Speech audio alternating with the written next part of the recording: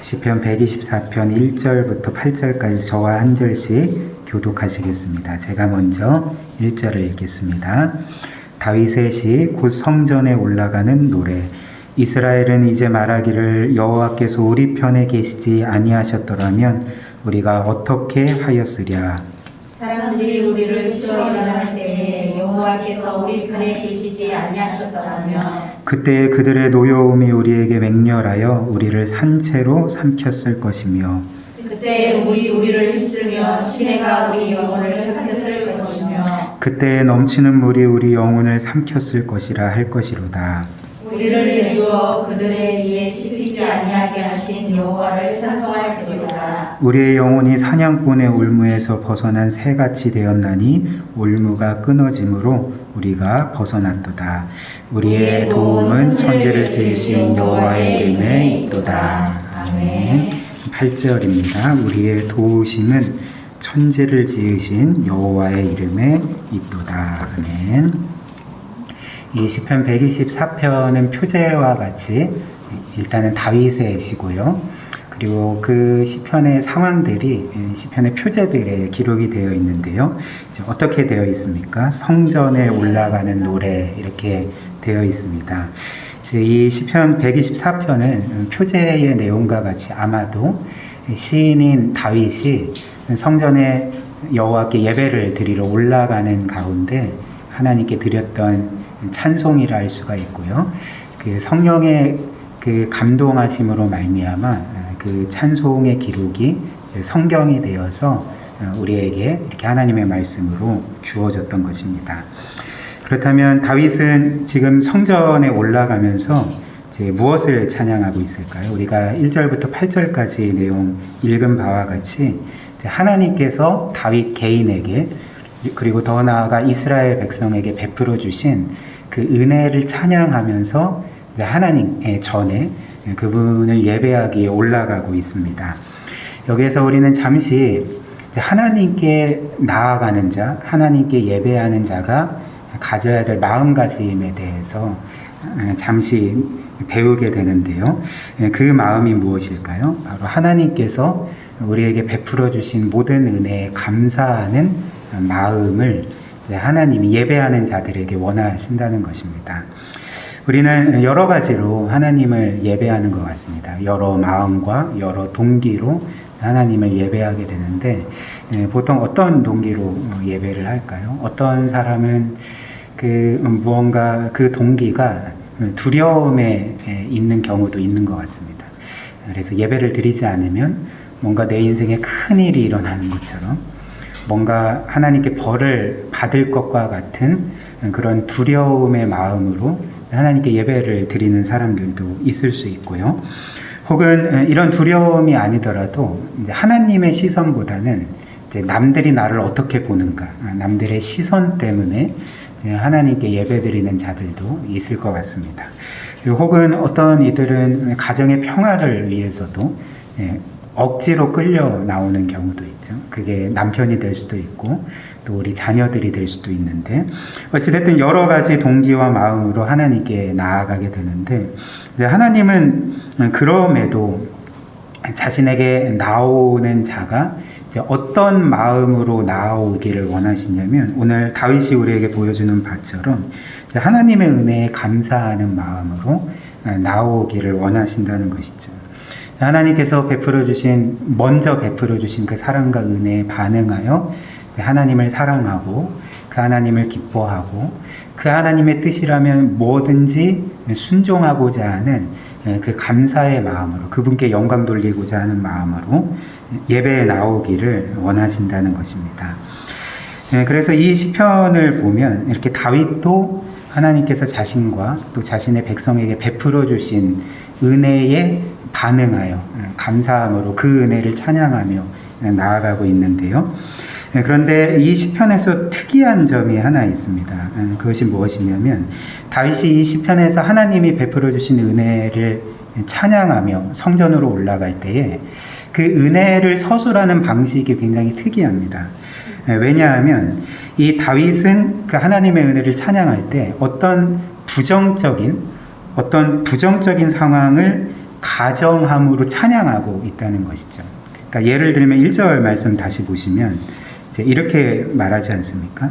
이스라엘은 이제 말하기를 여호와께서 우리 편에 계시지 아니하셨더라면 우리가 어떻게 하였으랴. 그리고 이어서 다윗이 또 이렇게 말합니다. 여호와께서 우리 편에 계시지 아니하셨더라면 이라고 이제 말하면서 하나님이 자신과 이스라엘 백성 가운데 계시지 않았다면, 우리와 함께 계시지 않았다면 이라는 부정적인 상황을 가정을 해서 하나님의 은혜를 찬양하고 있는 것이죠.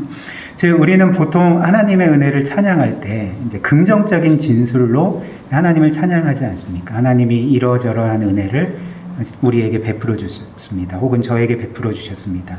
제가 위기 가운데 저를 도와주셨고, 죄 가운데 저를 용서해 주셨고, 또 하나님을 모를 때, 하나님을 멀리 떠날 때 저를 구원해 주셨습니다. 이런 식으로 뭔가 긍정적인 진술로서 하나님의 은혜를 찬양하기 마련인데, 이제 다윗은 여기서 이렇게 주님께서 저에게 많은 은혜, 정말 그 셀 수 없이 많은 은혜를 베풀어 주셨습니다 라고 이제 찬양할 뿐만 아니라, 이런 경우에 여호와께서 나와 함께 계시지 않았다면, 그리고 나를 붙들어 주시지 않았다면 이라는 그런 부정적인 상황을 가정해서 찬양을 하고 있는 거죠. 그리고 이렇게 말하고 나서 3절부터 5절 말씀 보면, 이제 하나님께서 우리와 함께 계시지 않았다면 이제 어땠다고 말합니까?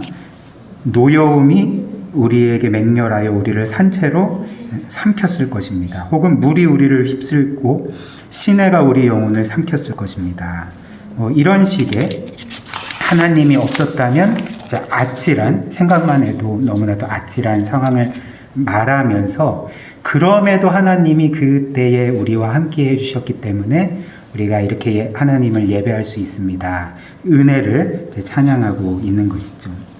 그런데 우리에게도 이런 찬양이 있지 않습니까? 우리도 말씀드렸듯이 긍정적인 진술의 방식으로 하나님을 찬양할 뿐만 아니라 우리의 각자의 삶 가운데 이렇게 어떤 부정적인 상황에서 하나님께서 은혜를 주셨을 때에 그것을 기억하면서 하나님을 찬양하는 그 많은 제목들이 있다는 것이죠.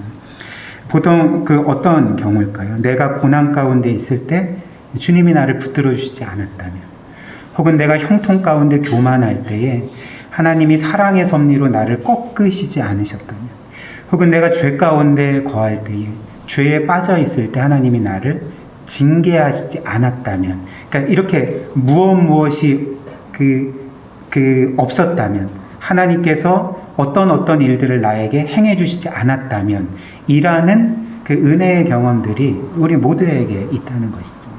그러나 그런 가운데서도 하나님께서는 늘 우리와 함께 해주셨기 때문에 다윗의 고백처럼 늘 우리를 한순간도 내버려 두시지 아니하시고, 임마누엘 하나님께서 우리와 함께 하시고 우리를 붙드시고 우리를 인도해 주셨기 때문에 우리는 다윗의 고백처럼, 그렇기 때문에 우리는 결코 망할 수가 없었습니다. 그렇기 때문에 우리는 결코 그 하나님을 멀리 떠난 채로 계속 살아가지 않았을 것입니다. 하나님이 우리를 그렇게 은혜로 선대하셨기 때문에 우리가 지금 이 자리에 있는 것입니다 라는 이제 고백을 할 수가 있는 것이죠. 그래서 이런 고백에 담긴 그 하나님을 향한 마음은 결국 이런 것 아닙니까? 결국 나의 평생에 하나님이 아니라면, 즉 나에게는 하나님이 절대적으로 필요하고, 그리고 나는 하나님을 절대적으로 의존할 수밖에 없는 그런 하나님의 은혜를 정말 표현할 수 없을 정도로 많이 받은 그런 하나님의 자녀입니다 라고 말하면서 하나님께 모든 영광을 돌리게 되는 것이죠. 또한 우리는 이렇게 과거에 하나님께서 우리에게 베풀어 주신 은혜를 기억할 때에 우리는 장래의 은혜, 즉 미래의 은혜에 대해서도 이제 확신할 수가 있는 것입니다. 우리가 시편 말씀을 보면 다윗이 늘 이런 고백을 하는데요. 과거에 나에게 이런 은혜를 베풀어 주셨기 때문에 이후에도 여전히 하나님은 저에게 이런 은혜를 베풀어 주실 것입니다. 저를 내버려 두시지 않을 것이고 반드시 구원해 주실 것입니다. 이런 식으로 이제 과거의 은혜를 회상함으로써 미래의 하나님의 선하심과 인도하심을 확신하게 되는 것이죠. 어떻게 이런 확신을 할 수가 있을까요? 우리는 변해도 하나님은 변하시지 않기 때문에 그렇죠. 우리가 하나님을 아는 지식에서 계속 하나님의 속성 혹은 성품에 대해서 배우고 있는데요. 이제 변치 않으신 하나님에 대해서 우리가 배운 바와 같이 우리는 늘 시시각각 변하고 우리의 모든 것뿐만 아니라 특별히 하나님을 향한 믿음조차 우리는 너무나도 불완전하여서 늘 시시각각 바뀌지 않습니까? 그리고 때로는 죄를 지을 때도 있고 그리고 하나님을 멀리 떠날 때도 있지만 우리는 이렇게 불변하지 않고 가변하나 하나님은 우리를 향해 신실하시고 결코 변함이 없으시고 영원토록 우리를 사랑하시기 때문에 과거에 하나님께서 우리에게 베풀어 주신 모든 은혜를 기억할 때 앞으로 베푸실 모든 은혜도 우리가 확신할 수가 있게 되는 거죠. 하나님의 신실하심을 기억할 때 우리는 그렇게 장래의 은혜를 확신할 수가 있다는 것입니다. 그래서 다윗은 마지막 8절에서 이제 다음과 같이 찬양을 하는 거죠. 우리의 도움은 천지를 지으신 여호와의 이름에 있도다라고 자신의 찬양을 마무리합니다. 말씀드렸듯이 이는 과거에 하나님께서 행하신 베풀어 주신 은혜를 기억할 때 앞으로도 하나님께서는 여전히 나를 선대하실 것이고 은혜를 베풀어 주실 것입니다. 나의 도움, 그러니까 나를 향한 우리를 향한 모든 도움은 여호와의 이름에 있습니다. 이런 고백이 되는 것이죠. 근데 여기에서도 우리가 특이한 점 하나를 발견하게 되는데요. 지금 다윗은 우리의 도움이 여호와께 있습니다라고 찬양하지 않고 뭐라고 찬양할까요? 여호와의 이름에 있도다라고 고백하면서 우리에게 좀 생소한 표현을 사용해서 찬양하고 있는 것이죠. 히브리어 원문을 보면 그 문자적으로 번역하면 우리의 도움은 하늘과 땅을 만드신 여호와의 이름 안에 있습니다. 혹은 이름 속에 있습니다. 이렇게 되어 있는데요. 그래서 이 말씀은 하나님께서 우리를 도우시는 것과 하나님의 이름이 무언가 상관관계가 있음을 우리에게 알려주는 말씀이 아니겠습니까? 그렇다면 하나님께서 우리를 도우시는 것과 그분의 이름이 무슨 관계가 있을까요? 오늘 우리가 이 말씀을 통해 살펴볼 핵심적인 내용인데요. 일단 성경에서 하나님의 이름이라는 것은 우리가 계속 배워온 것처럼 단지 하나님을 부르는 호칭 정도가 아닙니다. 그러니까 하나님께서 자신의 백성에게 자신의 이름을 밝히실 때, 알려주실 때, 단지 너희는 그냥 나를 이렇게 부르라, 이제 호칭만을 알려주시는 것이 아니라, 하나님이 어떤 분이신지를 우리에게 드러내 주시는 계시를 알 수가 있는 것이죠. 그래서 히브리 문화에서 이 이름이라는 것은 단순히 호칭이 아니라 그 존재 자체의 어떤 본질, 특성, 핵심을 가리킨다고 말씀드리지 않았습니까? 마찬가지로 하나님의 이름도 단지 호칭이 아니라 하나님이 어떤 분이신지 그리고 우리에게 어떤 일을 행하실지를 우리에게 보여주시는 하나님의 자기 계시, 일종의 약속이라 할 수가 있는 것이죠. 그래서 하나님께서 그 이스라엘 백성을 출애굽하신 후에 구원하신 후에 그 시내산으로 인도하셔서 그들에게 자신의 이름을 가르쳐 주실 때 뭐라고 가르쳐 주셨습니까? 그러니까 나는 스스로 있는 자니라 라는 말씀을 가르쳐 주시면서 그러니까 뭐 여러 가지 의미가 담겨 있죠. 나는 스스로 있는 자, 그러니까 자존하는 하나님이다. 라는 의미뿐만 아니라 나는 영원한 하나님이다. 그리고 나는 스스로 홀로 있기 때문에 모든 것들이 나를 의존하고 모든 것들을 이렇게 살아있게 하고 기동하게 하고 유지하고 통치하는 만왕의 왕이다. 그러니까 많은 의미들이 이 스스로 있는 자라는 의미에 함축되어 있는 거죠. 근데 특별히 이스라엘 백성에게 하나님께서 자신의 이름을 그러니까 여호와 스스로 있는 자라고 말씀하실 때 성경에 보면 이는 다른 그 이방 민족에게는 말씀하시지 않는 이름이거든요. 그러니까 다른 이방 민족에게는 그 하나님, 즉 엘로힘이라는 이름으로 자신을 계시할 때도 있지만 여호와 스스로 계시는 하나님이라는 이 이름은 이스라엘 백성에게만 주신 이름이라는 것입니다. 그러니까 하나님과 이스라엘 백성과의 어떤 관계 안에서 자신을 드러내신 이름이라 할 수가 있는 거죠. 그래서 보통 신학자들이 이 이름을 그 이스라엘과의 관계에서의 의미를 설명하기를, 나는 이렇게 영원히 스스로 있는 하나님인데 내가 너희에게 이렇게 영원히 신실하게 대할 것이다. 내가 너희에게 준 그 약속을 나는 신실하게 끝까지 성취할 것이고, 그렇기 때문에 너는 내가 너희에게 베풀어준 은혜를 기억하면서 나만을 신뢰하고 따르라 라는 그런 의미의 이름이었다는 것이죠. 어찌됐든 이 하나님, 엘로힘이라는 이름도 하나님의 작이 계시고, 여호와라는 이름도 하나님의 작이 계시고, 하나님의 모든 이름이 그렇게 하나님 자신의 성품과 능력과 영광을 보여주는 그런 계시라 할 수가 있겠습니다.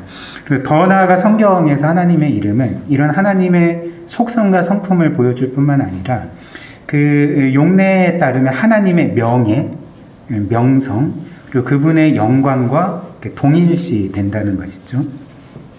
그래서 성경에 따르면 하나님께서는 이제 모든 일들을 행하실 때 이 세상을 창조하시고 보존하시고 죄인들을 구속하시고 마지막 날 이 모든 세계를 완전히 구속하여 완성하시는 그 모든 일들의 궁극적인 목적을 하나님의 영광이라고 말하거든요.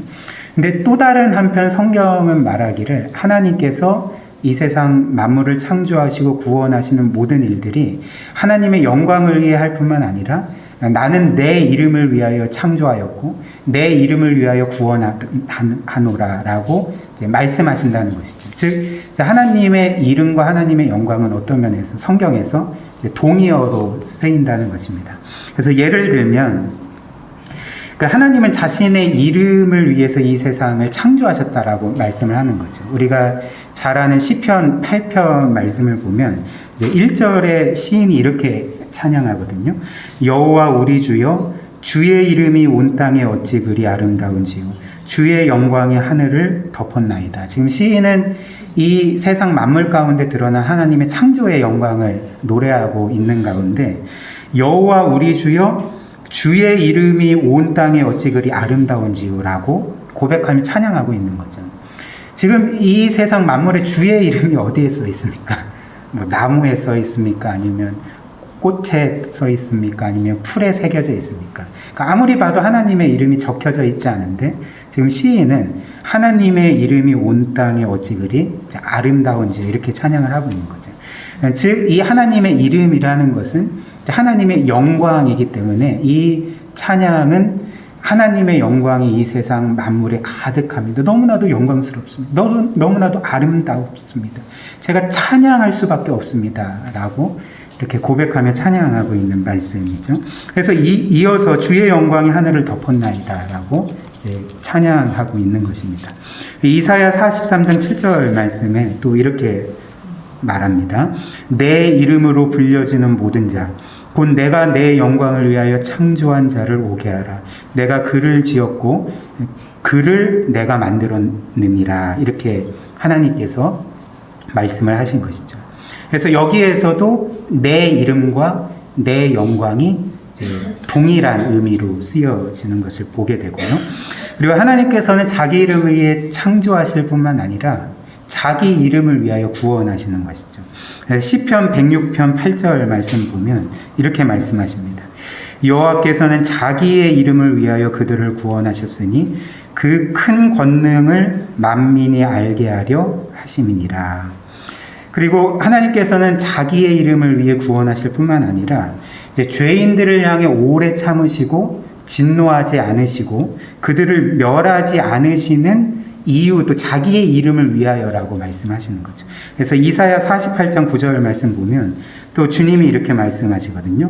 내 이름을 위하여 내가 노하기를 더디할 것이며 내 영광을 위하여 내가 참고 너를 멸절하지 아니하리라. 여기서도 내 이름과 내 영광이 똑같은 의미로 사용되고 그래서 내 이름과 내 영광을 위해 나는 너희를 오래 참을 것이고 결코 멸절하지 않을 것이고 나와 있지는 않지만 그럼 어떤 일을 하실 거라는 말씀입니까? 그러니까 너를 구원하겠다 이런 말씀인 것이죠. 그리고 하나님께서는 자기 이름을 위해 우리를 의의 길로 인도하시기도 하죠. 시편 23편 3절 말씀, 우리가 다 외우는 말씀인데요. 그러니까 내 영혼을 소생시키시고 뭐라고 말합니까? 다윗이요. 자기 이름을 위하여 의의 길로 인도하시는도다. 그러니까 우리 각자를 하나님의 그 가장 선하고 의로운 길로 인도하실 때에 그분의 이름을 위하여 우리 각각의 인생을 이렇게 그분의 의로운 길로 인도하신다는 것이죠. 그리고 이런 이유로 이제 우리도, 하나님의 백성인 우리도 하나님의 이름에 호소하여 그분의 은혜를 구하고 용서를 구하고 도우심과 구원을 구한다는 것입니다. 우리 시편 79편 9절 말씀 한번 볼까요? 시편 79편입니다.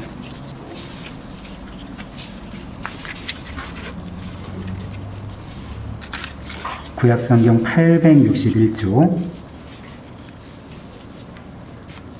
862쪽에 있습니다. 시편 79편 9절 말씀 우리 함께 같이 읽어볼까요? 우리 구원의 하나님이여 주의 이름의 영광스러운 행사를 위하여 우리를 도우시며 주의 이름을 증거하기 위하여 우리를 건지시며 우리 죄를 사하소서. 지금 시인이 우리를 구원해 주옵소서, 우리를 용서해 주옵소서, 우리를 도와주옵소서 라고 할 때 호소하는 것이 무엇입니까? 하나님의 이름의 영광을 위해서 주님 주는 주의 이름을 위하여 우리를 구원하시고 용서하시고 우리를 선하게 인도하여 주옵소서라고 호소를 하고 있는 것이죠. 그리고 뭐 몇 가지 구절을 살펴보았지만 이 외에도 많은 구절들이 이렇게 하나님이 자기의 이름을 위하여서 모든 일들을 하시고 또 그분의 자녀들, 성도들도 그분의 이름에 호소하여서 은혜를 구하고 있음을 우리가 깨닫게 되는 것이죠. 그러므로 시편 124편 8절 말씀, 우리의 도움은 천지를 만드신 여호와의 이름에 있도다. 여호와의 이름 안에 혹은 이름 속에 있도다 라는 말씀은 이런 식으로 하나님의 이름이 성경 전체에서 사용된 용례를 볼 때에 그 하나님이 우리를 도우시는 것이 바로 하나님의 이름의 영광에 속한 일이고 하나님께서는 자신의 이름을 위해 우리를 그렇게 도우신다. 우리를 구원하시고 의의 길로 인도하시고 우리를 영광스럽게 하신다. 이런 의미를 담고 있음을 우리가 깨닫게 되는 것이죠. 그래서 이런 해석에 따라서 8절을 다시 의역을 하면 이렇게 되지 않겠습니까? 천지를 만드신 여호와 하나님이여 당신의 이름을 위하여 우리를 도우소서라고 찬양하는 것이라는 것입니다. 그래서 우리가 이 8절 말씀 가운데 담긴 내용을 묵상할 때에 이건 너무나도 놀라운 말씀이 아닙니까?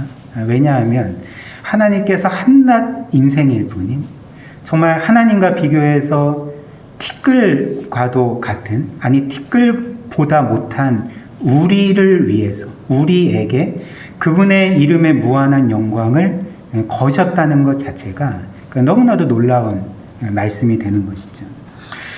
사실 그 시인이 말하는 것처럼 그 인생이 무엇이길래 주께서 우리를 이렇게 선대하시며 우리가 도대체 무엇이길래 우리를 이렇게 아끼십니까? 귀하게 여기십니까? 우리가 이런 고백이 나올 정도로 그 영광의 하나님께서 자신의 이름의 그 무한한 영광을 우리와 같이 아무것도 아닌 피조물에 거신다는 것, 그리고 마치 그분의 영광을 우리의 영광과 동일시 하시는 것과 같이 여기신다는 것이 우리로서는 도저히 이해할 수 없는 그 은혜의 신비라는 것이죠. 그 예를 들면 그 아마 이렇게 보셨을지 모르겠지만 조금 지저분한 이야기입니다. 그 교회 남자 화장실에 가보면 이제 때때로 좀 이렇게 정체불명의 날파리 같은 게 좀 많습니다. 여자 화장실에도 있는지 모르겠지만, 근데 이렇게 보면 가끔씩 한두 마리가 변기물에 빠져 있을 때가 있거든요.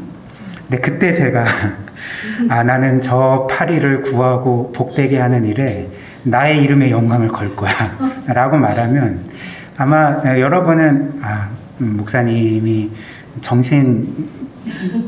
정신과 치료를 요하는 상황에 이르셨구나라고 생각하시지 않겠습니까? 그리고 심지어 그 날파리가 막 제 눈앞에 막 날아다니면서 막 저를 해하려고 하고, 뭐 말은 못하겠지만 뭔가 느낌이 나를 욕하는 것 같고 뭔가 나를 거스르는 행동을 하는 것 같으면 어떻게 하겠습니까? 그냥 곧바로 잡아 죽이겠죠. 근데 우리는 사실 무한하신 하나님과 비교해서 날파리 정도가 아닙니다. 사실 우리와 날파리는 어떤 면에서 똑같은 피조물이잖아요. 그러니까 그렇게 물론 우리 편에서는 뭐 하늘과 땅 차이만큼의 존재 그 크기에서 귀함에서 차이가 나지만, 사실 그 어떤 면에서 피조물이라는 면에서는 날파리나 우리나 똑같거든요. 근데 하나님과 우리를 비교할 때 사실 우리는 이제 날파리만도 못한, 정말 티끌만도 못한, 그리고 심지어 그분을 우리는 거스르고 반역하고 그분을 멀리 떠났을 뿐만 아니라 그분을 욕되게 한 죄인일 뿐임에도 불구하고 하나님께서는 어떤 이유에서인지 자신의 영광을, 나는 나의 이름의 영광을 너희에게 걸겠다, 나의 영광과 너희의 영광을 동일시하겠다, 그래서 너희의 영광을 위해서 나는 나의 영광을, 나의 이름의 영광을 추구하겠다, 그래서 나는 나의 이름을 위해서 너희를 구원할 것이고, 나의 이름의 영광을 위해서 너희를 가장 복되게 할 것이고, 나의 영광, 나의 이름의 영광을 위해서 너희를 가장 영광스럽게 하겠다. 즉 하나님께서는 이 성경 전체에 나와 있는 것처럼 자신의 모든 일에서, 창조와 구속의 일에서, 이 세상 만물을 완성시키는 일에서 그 궁극적인 목적을 그분의 이름의 영광에 두시지만 동시에 그분의 그 영광을 우리에게 두시는 것이죠. 우리의 이름의 영광에 두시는 것이죠. 그렇게 동일시하셔서 자신의 영광을 추구하심으로써 자신의 영광만 추구하시는 것이 아니라 우리의 영광도 찬란하게 빛나도록 우리를 영화롭게 하시는 것이 바로 우리 여호와 하나님께서 우리를 선대하시고 은혜를 주시는 방식이라, 너무나도 놀라운 방식이라 할 수가 있는 것이죠. 심지어 하나님께서는 이 일, 자기 이름을 위하여 우리를 구원하시고 우리를 가장 복되게 영광스럽게 하시는 이 일에서 어느 정도까지 희생을 하셨습니까? 그러니까 자기 아들까지 희생하시면서 이 일들을, 자기 이름이 걸린 이 일들을 이렇게 성취하셨던 것이고 앞으로 완성시킬 것이라는 것입니다. 그리고 우리가 또 이 말씀을 통해 확신할 수 있는 바가 무엇입니까? 바로 하나님께서 우리에게 행하시는 모든 일들을 이렇게 자신의 이름의 영광을 위해 하신다면 우리가 확신할 수 있는 바는 하나님은 우리를 향한 모든 일들을 이렇게 대충 하시는 법이 없다는 것이죠. 하나님의 가장 큰 힘을 다해 동원하여서 그분의 무한한 능력과 무한한 지혜와 무한한 사랑과 무한한 은혜와 그분의 모든 무한한 능력과 성품들을 총동원해서 바로 우리를 향한 그분의 계획을 이루시려고 하지 않겠습니까?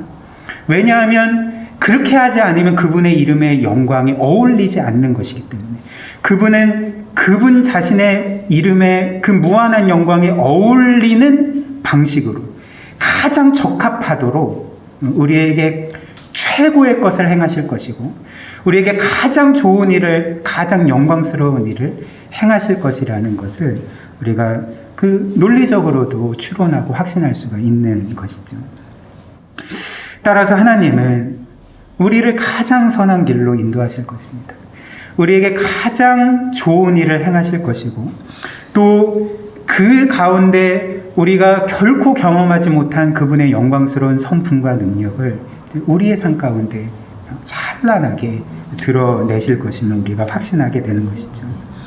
그러므로 우리는 하나님의 이 모든 은혜에 감사함으로써 오늘 설교 초반부에 우리가 함께 나눈 것처럼 정말 너무나도 감사함으로써 하나님께 나아가야 한다는 것이죠. 정말 이 사실을 우리가 정말 깨닫는다면, 이 사실을 정말 우리가 믿는다면, 정말 문자적인 의미로 정말 100% 믿는다면 우리가 그렇게 무감각하게, 무미 건조하게 하나님 앞에 나아갈 수가 있겠습니까? 정말 그 엄청나고 무한에 가까운, 아니 무한한 그 은혜의 영광을 우리가 정말 받은 자라는 것, 성경의 증언에 따라 우리가 믿는다면, 확신한다면 우리는 정말 딱딱하게 굳은 마음으로, 메마른 마음으로 하나님께 결코 나아갈 수가 없을 것입니다.